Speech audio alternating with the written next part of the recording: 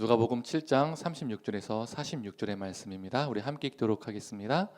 한 바리새인이 예수께 자기와 함께 잡수시기를 청하니 이에 바리새인의 집에 들어 앉으셨을 때에 그 동네에 죄를 지은 한 여자가 있어 예수께서 바리새인의 집에 앉아 계심을 알고 향유 담은 옥합을 가지고 와서 예수의 뒤로 그 발 곁에 서서 울며 눈물로 그 발을 적시고 자기의 머리털로 닦고 그 발에 입 맞추고 향유를 부으니 예수를 청한 바리새인이 그것을 보고 마음에 이르되 이 사람이 만일 선지자라면 자기를 만지는 이 여자가 누구며 어떠한 자 곧 죄인인 줄을 알았으리라 하거늘 예수께서 대답하여 이르시되 시몬아 내가 네게 이를 말이 있다 하시니 그가 이르되 선생님 말씀하소서. 이르시되 빚주는 사람에게 빚진 자가 둘이 있어 하나는 500데나리온을 졌고 하나는 50데나리온을 졌는데 갚을 것이 없으므로 둘 다 탕감하여 주었으니 둘 중에 누가 그를 더 사랑하겠느냐. 시몬이 대답하여 이르되 내 생각에는 많이 탕감함을 받은 자니이다. 이르시되 네 판단이 옳다 하시고 그 여자를 돌아보시며 시몬에게 이르시되 이 여자를 보느냐. 내가 네 집에 들어올 때에 너는 내게 발 씻을 물도 주지 아니하였으되 이 여자는 눈물로 내 발을 적시고 그 머리털로 닦았으며 너는 내게 입 맞추지 아니하였으되 그는 내가 들어올 때부터 내 발에 입 맞추기를 그치지 아니하였으며 너는 내 머리에 감람류도 붓지 아니하였으되 그는 향유를 내 발에 부었느니라. 아멘. 우리가 상대방을 향해서 인사를 했는데 상대방이 고의적으로 그 인사에 응하지 않았다면 우리는 마음이 어떨까요? 무언가 무안하기도 하고 심지어 불쾌감이 들기도 할 겁니다. 저는 오늘 설교에서 응한다, 인사에 응한다라는 말을 동참한다라고 표현하겠습니다. 오늘 본문도 인사애절이 나옵니다. 오늘 본문은 우리가 잘 알고 있는 향유를 부은 여인의 이야기를 담고 있죠. 예수님께서 바리새인 시몬의 집에 초대를 받아 들어가셨습니다. 그런데 갑자기 한 여인이 나타나서 예수님께 향유를 부었죠. 우리가 잘 알고 있는 내용입니다. 이를 본 시몬은 속으로 예수가 진짜 선지자였다면 이 여자가 어떤 여자인 줄 알았을 텐데 이 여자가 죄인인 줄 모르고 그냥 가만히 있는구나 이렇게 생각을 했습니다. 예수님은 시몬의 마음을 아시고 그를 향해서 넌 물로도 기름으로도 날 씻기지 않았고 입맞춤도 하지 않았다라고 말씀하십니다. 마치 혼내시는 것 같죠. 그런데 시몬의 입장에서는 좀 억울할 것 같습니다. 예수님은 그 당시 환영보다 배척을 당하셨던 분이죠. 그러한 예수님을 시몬은 자신의 집으로 초대한 사람입니다. 그리고 이 여인은 본인이 하고 싶어서 자발적으로 예수님의 발에 입을 맞추고 기름을 부은 것인데 괜히 시몬이 기름과 물을 안 준 것 가지고 입맞춤을 안 한 것 가지고 민감하게 반응하신 것 같습니다. 여인은 기름으로 예수님을 환대했다면 시몬은 자신의 집으로 초대한 것으로 환대한 거 아니냐라고 우리는 생각할 수 있죠. 그런데 우리는 그 당시 인사예법, 인사예절에 대해서 알아볼 필요가 있습니다. 유대인들이 손님을 초대할 때 통상적인 인사예절이 있습니다. 첫 번째로 집주인이 손님에게 환영하는 입맞춤을 해야 합니다. 그 다음으로 손님에게 손과 발을 또 몸을 씻을 수 있는 물과 감람류를 제공합니다. 손과 발을 또 몸을 씻는데 기름이 사용된 이유는 1세기 당시 이 감람나무의 기름이요 비누로도 요즘 말로 하면 샴푸나 비누 같은 걸로 사용되었다고 합니다. 현재 중동에서는 감람류로 만든 이 비누가 널리 지금도 사용되고 있다고 합니다. 그리고 다 씻은 후에 비로소 음식을 내올 수 있었습니다. 그러면 손님은 마치 어떻습니까? 들어 누운 듯이 자리에 비스듬히 누운 듯이 기댄 채 식사를 했습니다. 우리나라 사람들은 앉아서 식사를 하죠. 그러나 그 당시에 중동 사람들은 유대인들은 앉아서 식사를 한 것이 아니라 비스듬히 누운 채 식사를 했습니다. 바벨로니아 탈무드에는요 이런 기록이 있습니다. 한번 들어보세요. 우리 랍비들이 이렇게 가르쳤다. 기름이 없음은 식전 기도를 하지 못하게 막는 장애물이다. 랍비 주하마이가 말했다. 더러운 사람이 성전 예배에 적합하지 않듯이 더러운 손은 식전 기도에 적합하지 않다. 이처럼 기름으로 씻는 것은 그들이 손님을 맞이하는 인사 예법에서 매우 중요한 부분이었습니다. 이 탈무드에서 말한 것처럼 기름을 내어주지 않으면, 씻지 않으면 식전 기도를 못하는 거예요. 식전 기도를 못하면 뭡니까? 밥을 못 먹는 거죠. 그런데 오늘 본문에서 시몬의 집에서는 지금 무슨 일이 일어나고 있습니까? 손님을 맞이하는 모든 인사 예법이요 다 생략되었습니다. 물도 기름도 그리고 닦을 수건도 주지 않았습니다. 오늘 본문 44절에서 46절을 통해서 그 예절이 행해지지 않았다는 것을 확실히 알 수가 있습니다. 예수님께서 시몬을 향해서 어떻게 말씀하십니까? 넌 입맞추지도 않았고 물도 주지 않았고 감람유도 붓지 않았다라고 말씀하셨죠. 현대를 살고 있는 우리는 예수님이 살고 있던 시대와 인사 문화가 다릅니다. 우리의 인사 예절은 악수레나 목례이기 때문에 오늘 본문이 그리 어색하지 않을 수 있습니다. 민감하거나 불쾌하거나 그렇게 다가오지 않는다는 거죠. 그래서 오늘 본문에 흐르는 긴장감을 놓치기 쉽습니다. 그러나 그 당시 현장에 있는 사람이라면, 그 시대의 독자라면 분위기가 심상치 않다는 것을 경험했을 겁니다. 시몬이 예수님을 초대하고 당연히 행해야 할 모든 인사 예법을 생략했다는 것은 예수님께 의도적으로 모욕을 가하는 일이었습니다. 초대를 빙자한 공개적인 망신을 주고 있는 거죠. 환대의 분위기가 아니라 적대의 분위기였습니다. 초대를 해놓고 넌 환대받을 자격이 없다, 사람들 앞에서 조롱하는 것이었습니다. 만약에 우리가 어떤 모임에 초대를 받았는데 그곳에 있는 모든 사람들이 우리를 향해서 모른 척한다고 생각해 보세요. 아무도 인사를 안 하는 겁니다.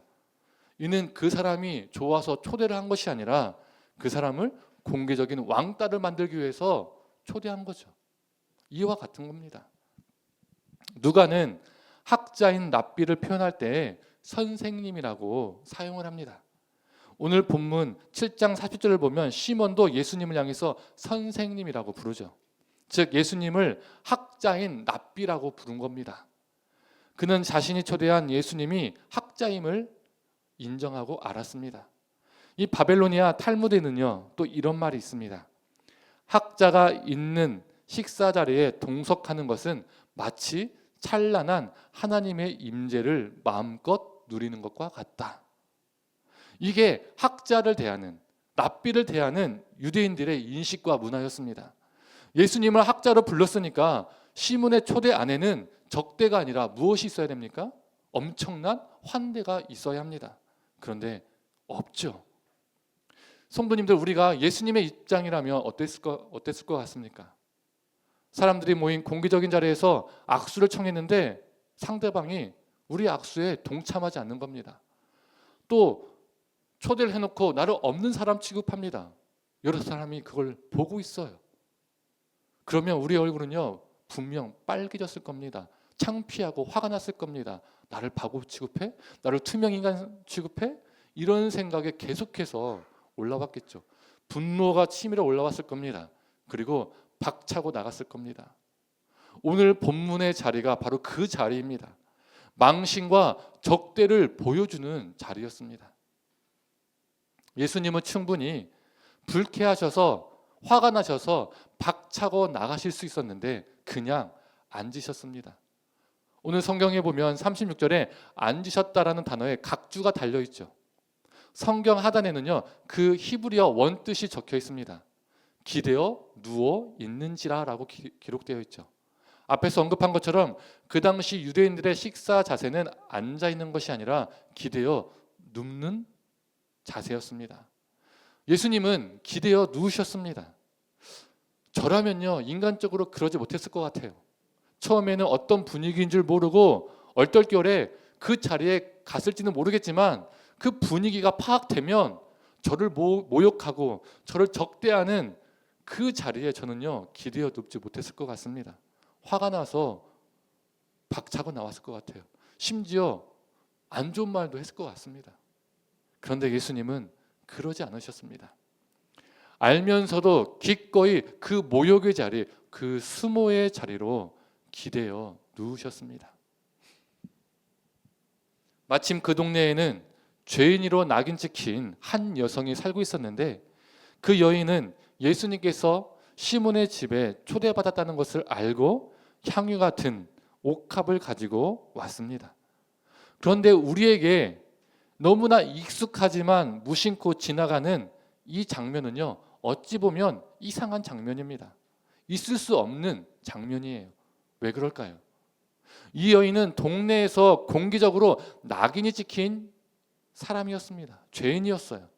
39절을 보면 시몬도 이 여인이 어떤 여인인 줄 알았습니다. 공개적으로 죄인인 줄 알았어요. 동네 사람들 다 아는 부정한 사람이었습니다. 오늘 본문의 바로 앞절인 34절을 보면 유대인들은 예수님을 향해서 세리와 죄인의 친구라고 비꼬는 것을 알 수 있죠. 그 당시 세리와 죄인은 부정한 사람들이었습니다. 정결법에 의하면 부정과 정함이 만나면 어떻게 됩니까? 그 정함이 부정함이 옮아서 부정함이 되는 겁니다. 죄인과 세리의 친구가 되었다는 것은 그들과 같이 부정한 자가 되었다는 것을 의미했습니다. 그래서 유대인들은 세리와 죄인들과 상종하지 않았어요.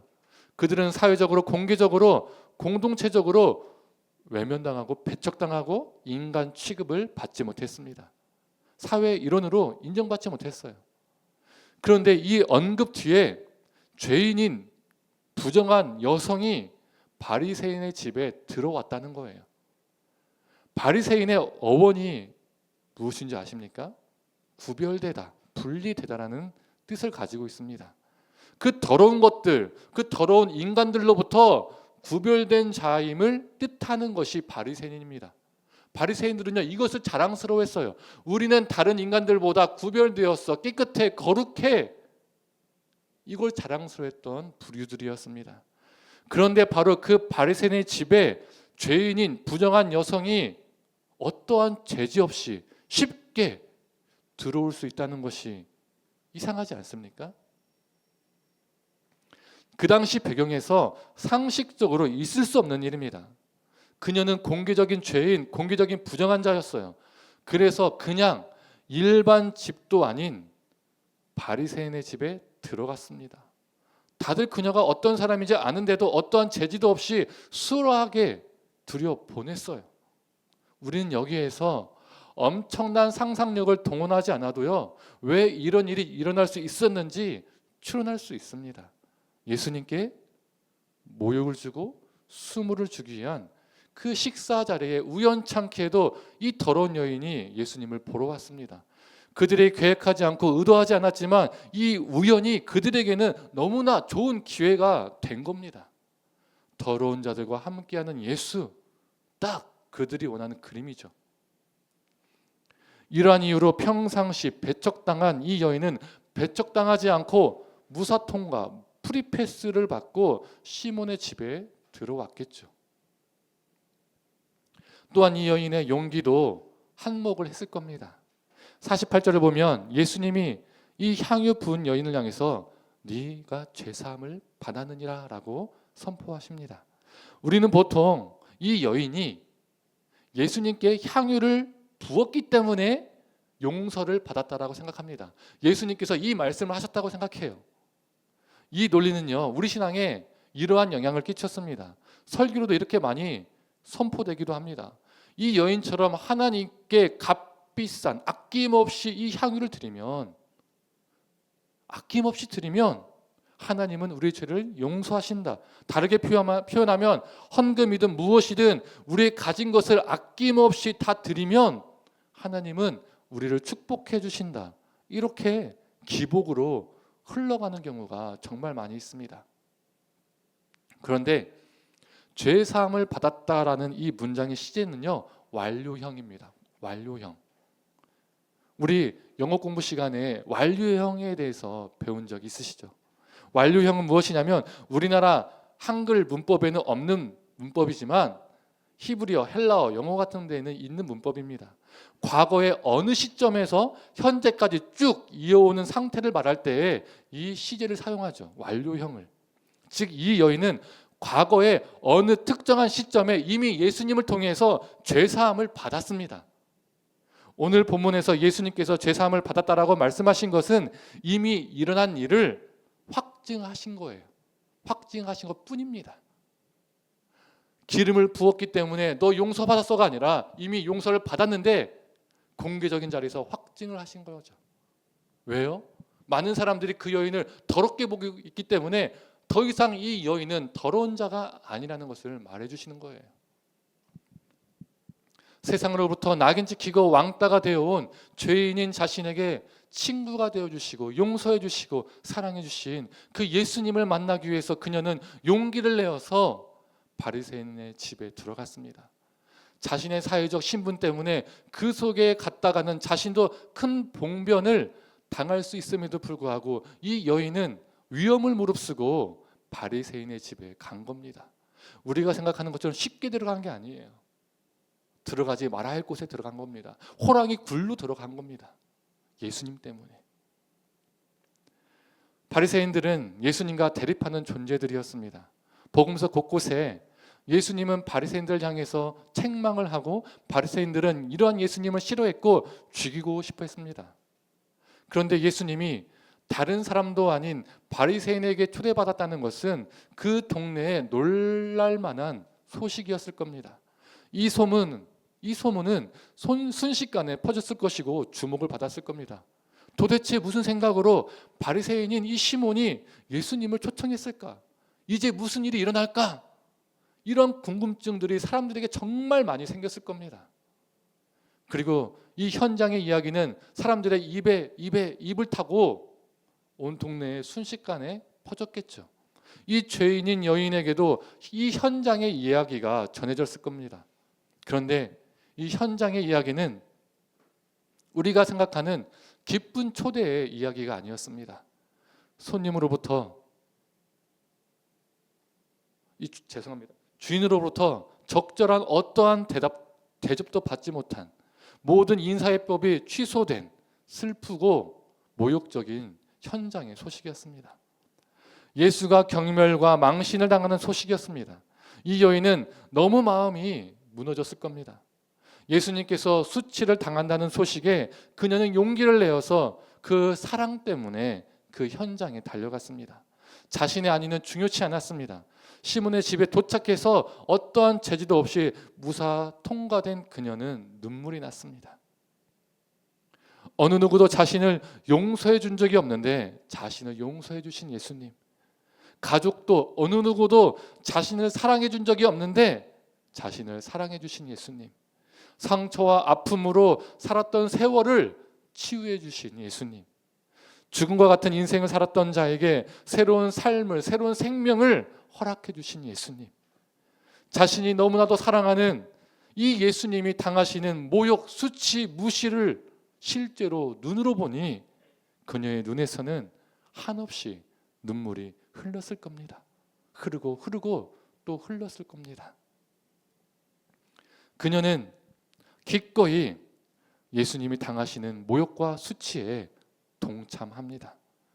어떤 이는 조롱하며 즐기는 그 자리에, 어떤 이는 주변인이 되어서 지켜만 보는 그 자리에, 모두가 외면한 그 자리에 그녀는 동참합니다. 물 대신 자신의 눈물로 예수님의 발을 씻기고, 수건 대신 자신의 머리카락으로 예수님의 발을 닦고, 얼굴에 입맞춤 하는 대신 예수님의 발에 입맞춤을 합니다. 그리고 향유를 붓습니다. 이 모든 행위는 시몬에 의해서 생략된 환대의 인사 예법이었습니다. 그녀는 시몬이 하지 않은 환대를 대신하여 자신의 몸과 마음을 다해 예수님을 환대합니다. 이전에는 이 여인이 예수님을 통해서 따뜻한 사랑을 느꼈다면 지금은 예수님이 이 여인을 통해서 따뜻한 사랑을 맛보고 계십니다. 그녀에게 다른 사람의 시선은 중요치 않았습니다. 오직 자신을 용서해 주시고 자신을 사랑해 주신 그 사랑에 대한 반응만 있었습니다. 그녀는 모두가 꺼리는 그 조롱과 수치의 자리에 자신의 모든 것을 내려놓고 동참했습니다. 이렇게 그녀는 공개적으로 거부당하시고 멸시당한 예수님의 고통으로 들어갔습니다. 그녀의 모습을 통해서 예수 그리스도가 겪으신 수치와 고난에 동참하는 것이 무엇인지 보게 됩니다. 그런데 그 자리에는 시몬과 같이 예수를 조롱하기 위한 사람들만 있었을까요? 예수님을 간절히 만나고자 했던 이들도 예수님이 오셨다는 소문을 듣고 예수님이 초대받았다는 소문을 듣고 예수님을 보기 위해서 왔었을 겁니다. 그런데 아무도 예수님의 경멸을 받는 그 자리에 과감히 자신을 들이지 못했습니다. 타인의 시선 또는 자기에게 다가올 손해등으로 주변인으로 방관자로 남아 있었던 것이죠. 그런데 혹시 우리의 모습이 바로 그 주변인 방관자의 모습은 아닌지요? 예수 그리스도를 통해서 복을 받는 것에는 동참하고자 하나 희생은 내 삶에 없기를 바랄지도 모릅니다. 또는 희생과 헌신에 동참은 하고 있으나 그 희생보다 더 큰 축복을 바라면서 적절하게 조절하며 헌신에 동참하고 있는지 모릅니다. 여인이 값비싼 향유를 부었더니 죄사함을 받았다. 우리도 하나님께 이 여인처럼 값비싼 걸 드리면 헌신하면 죄사함의 복 같은 큰 복을 누린다. 큰 은혜를 누린다. 마치 이런 논리에 근거해서 신앙생활을 하고 있는지도 모릅니다. 또한 우리가 살아가는 세상은 누군가를 위해서 희생의 자리에 가는 것은 어리석다라고 말합니다. 각자의 행복과 편안을 위해서 과하게 더 가지려고 합니다. 남보다 더 갖기 위해서, 더 성공하기 위해서 불철주야로 열심히 살아가죠. 타인에게 수치와 무시를 당하지 않는 길은 남들보다 더 높은 위치에 올라가는 거라며 피라미드 상층부에 올라가기 위해서 모든 것을 바칩니다. 심지어 양심도 영혼도 바치는 사람들도 있습니다. 돈과 힘, 성공과 스펙을 얻기 위해서는 과감히 자신을 희생할 줄 알지만 예수님을 향해서는 희생하기를 아까워합니다. 불의에는 눈을 감고 적당히 타협하는 것이 옳다는 것이 주류 가치이죠. 많은 그리스도인조차 예수를 믿는다고 하면서 정작 세상의 주류 가치에 편승하고 그대로 답습합니다. 그래서 많은 그리스도인들이 반관자와 주변인으로 살아가죠. 사랑을 말하면서도 다른 이들을 배려하지 않습니다. 예수님의 사랑을 가지고 수치의 자리로, 고난의 자리로 기꺼이 가는 것을 꺼려합니다. 더 희생할 줄 모르죠. 오히려 하나님의 말씀을 이용해서 배제와 혐오를 서슴지 않습니다. 마치 시몬과 같이요. 시몬을 향해 예수님은 다음과 같이 말씀하셨습니다. 각각 500데나리온과 50데나리온 빚진 2명을 모두 탕감해 주었는데 누가 더 나를 사랑하겠느냐? 사함을 적게 받은 자가 적게 사랑한다라고 말씀하셨죠. 이 말은 다시 이렇게 표현할 수 있을 것 같습니다. 죄사함의 은혜를 크게 경험한 자는 그 용서와 사랑에 감격하고 감사해서 그 사랑이 그를 예수 그리스도의 고난과 희생에 동참하게 한다. 보네퍼 목사는 이 여인을 향해서 다음과 같이 묘사합니다. 하나님이 그리스도 안에서 나타내신 메시아의 고난에 그녀는 빨려 들어갔다. 빨려 들어갔다. 무엇이 그녀를 예수 그리스도의 고난에 빨려 들어가게 했을까요? 바로 그녀가 경험한 예수 그리스도의 사랑 때문입니다. 그 사랑이 그녀를 고난에 동참하게 만들었습니다. 성경에는 그녀와 같은 삶을 산 자들이 많이 있습니다. 그 중에 한 명이 누굽니까? 바로 바울이죠. 그는 매를 맞고 감옥에 갇히고 파선되고 사람들에게 외면을 받고 위협을 받으며 살았습니다. 힘겹도록 심한 고난을 당하여 살 소망이 끊어졌다라고 자기 입으로 스스로 고백을 합니다. 그런데요, 그는요 이렇게 살지 않아도 됐습니다. 그는 출신부터가 다이아몬드 수저 출신이었습니다. 좋은 학벌과 학식에 좋은 가정 배경에 세상에서 가질 것 꽤 갖춘 인생이었습니다. 충분히 더 잘 먹고 더 편하게 살 수 있었던 사람이었습니다. 그렇다 보니 세상 눈으로만 보면 그는 어떤 사람입니까? 바보 같은 사람입니다. 미련한 사람입니다. 왜? 무엇이 그를 그렇게 만들었을까요? 바로 예수의 사랑 때문입니다. 그는 예수 그리스도의 고난에 동참하여 예수님의 죽음까지 닮기를 갈망하며 살았습니다. 그도 예수님의 고난에 빨려 들어간 사람이었습니다. 향유 부은 여인이, 바울이 느꼈던 사랑이 우리가 느끼는 사랑이며 그녀의 눈물이 우리의 눈물이 되기를 간절히 소망합니다. 우리가 그녀가 되기를 원합니다. 주님, 그녀처럼 바울처럼 저도 예수 그리스도의 고난에 빨려 들어가고 싶습니다. 당신이 베푼 그 사랑이 너무나 크기에 내가 겪는 희생과 수치는 작을 뿐입니다. 이러한 고백이 입술만의 고백이 아니라 우리의 진정한 삶의 고백이 되길 원합니다.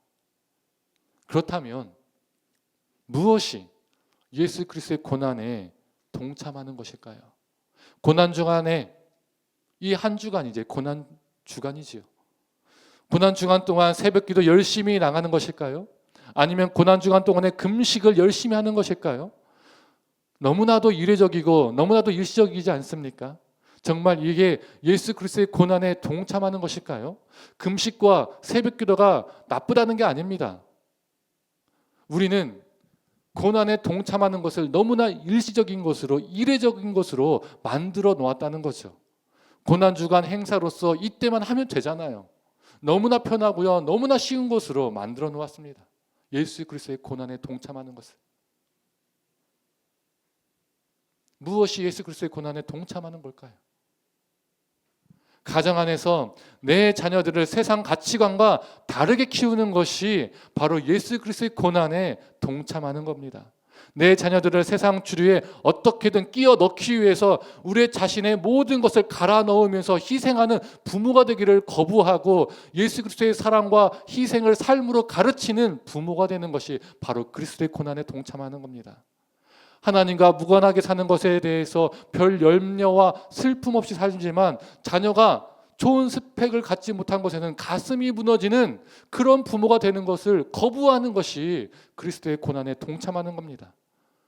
옳은 것을 위해서 더디 가더라도 바르게 가도록 손해보더라도 누군가를 사랑하고 희생하며 돌보는 삶을 살도록 가르치는 부모가 되는 것이, 그런 가정을 만드는 것이 바로 예수 그리스도의 고난에 동참하는 겁니다.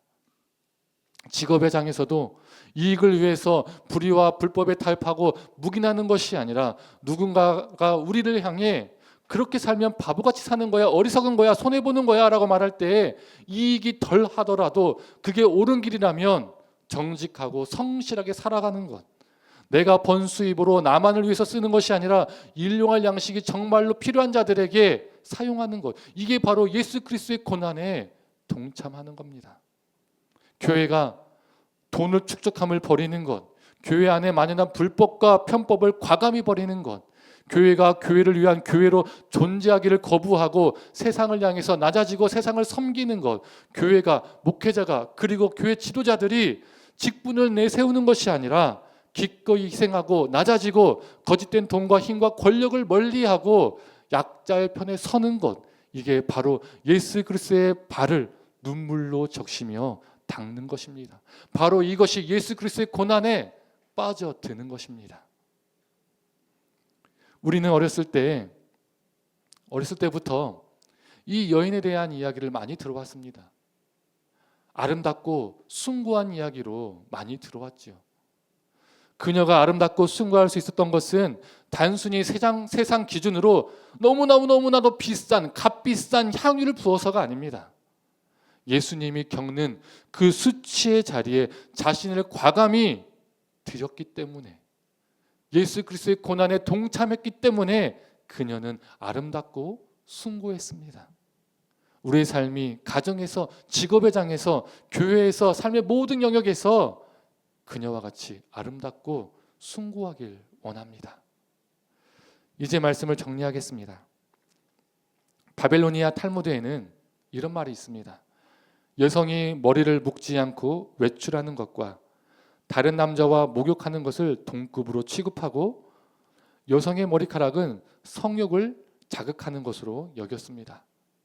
이런 문화에서 이 여인이 예수님께 머리카락을 풀고 심지어 발에 입을 맞추었습니다. 이게 어떻게 보일까요? 사람들의 눈에는 충분히 관능적으로 보일 행동입니다. 더욱이 이 여자의 신분은요, 부정한 존재였습니다. 그래서 그녀의 행동은 관능적으로 보여서 더 더럽게, 더 부정되게 보였을 겁니다. 현장의 모든 사람들로 하여금 적대감을 불러일으키기 충분한 행동이었습니다. 이러한 이유로 그녀가 발을 만질 때 예수님은 충분히 그녀를 외면할 수 있었고 뿌리칠 수 있었습니다. 조선시대 말로 하면 니까지 것이 여기가 어디라고, 누구 발을 만지려 하느냐, 썩 꺼져라, 이렇게 그녀에게 호통을 칠 수 있었습니다. 선을 그으실 수 있었습니다. 그러나 예수님은 이 여인의 모든 행위를 그대로 받아들이십니다. 그녀를 감싸시며 변호하십니다. 사람들의 적대감을 여인에게서 자신에게로 옮기신 것이죠. 오히려 스스로 깨끗하다고 믿어온 바리새인 시몬과 비교하여 그녀가 더 나음을 평하십니다. 그리고 공개적으로 더러운 죄인으로 살아왔던 그녀에게 공개적으로 죄사함의 선포를 하심으로써 그녀가 더 이상 부정한 존재가 아님을 확증하십니다. 그녀의 믿음을, 그녀의 삶을 확증하신 것이죠. 성도님들, 분명 우리 삶도 이러할 겁니다. 하나님의 본체신 하나님과 동등됨을 취하지 않으신 예수님, 우리를 위해서 기꺼이 인간이 되신 예수님, 우리의 죄악과 허물 때문에 찔리시고 상하시고 채찍에 맞으시고 찢기신 예수님, 자기를 낮추시고 죽기까지 복종하셔서 십자가에 죽으신 예수님, 우리를 진실로 사랑하신 예수님, 이 예수님의 사랑을 가지고 우리가 예수 그리스도의 고난에 동참할 때, 동참하며 살아갈 때 세상은 우리를 적대시할 수 있습니다. 외면하고 오해할 수도 있습니다. 또한 손해와 슬픔과 아픔이 우리에게 경험될 수 있습니다. 그러나 그 순간에도 우리 주님은 우리를 외면치 않으십니다. 우리를 향한 적대감을 자신에게로 옮기시고 우리를 감싸시며 우리를 지키시고 보호하실 것입니다. 우리의 믿음을 확증하시고 확언해 주실 것입니다. 값비싼 것을 들여서 복받는 삶이 숭고한 것이 아니라 값비싼 것 하나 없지만 예수 그리스도의 사랑에 젖어서 그분의 고난에 기꺼이 동참하는 삶이 숭고하고 아름답습니다. 성도님들, 이 고난 주간 예수 그리스도의 고난을 깊이 묵상하고 이 기간뿐만 아니라 우리의 모든 삶이 예수 그리스도의 고난에 동참하는 아름답고 숭고한 삶이 되기를 간절히 축원합니다. 이 시간 함께 찬양하고 기도하도록 하겠습니다.